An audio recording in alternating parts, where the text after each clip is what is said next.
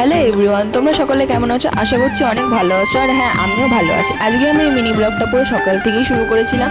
সকালবেলা ঘুম থেকে উঠেই যেটা আমার ডেলি কাজ, বিছানা গোছানো। আর বিছানা গুছিয়ে নেওয়ার পরে একটুখানি জল খেয়ে নাও। তো জল খেয়ে নেওয়ার পরে আমি ফ্রেশ হয়ে নিয়েছিলাম।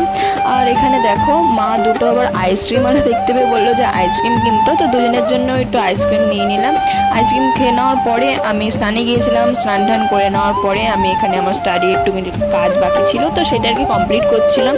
করে নেওয়ার পরে মা খাইয়ে দিয়েছিল, ওটার আমি আর ভিডিও ক্লিপ নিয়ে ভুলে গিয়েছিলাম। তো ভাত খেয়ে নেওয়ার পরে একটা ভাত ঘুম তো মোস্ট ইম্পর্টেন্ট, যেটা আমি ওই ঘুমিয়ে পড়লাম। আর ঘুম থেকে ওঠার পরে হচ্ছে আমি পড়তে গিয়েছিলাম। এখানে তোমরা দেখতেই পাবে যে আমি রেডি হয়ে ফের বেরিয়ে গিয়েছিলাম পড়তে যাওয়ার জন্য।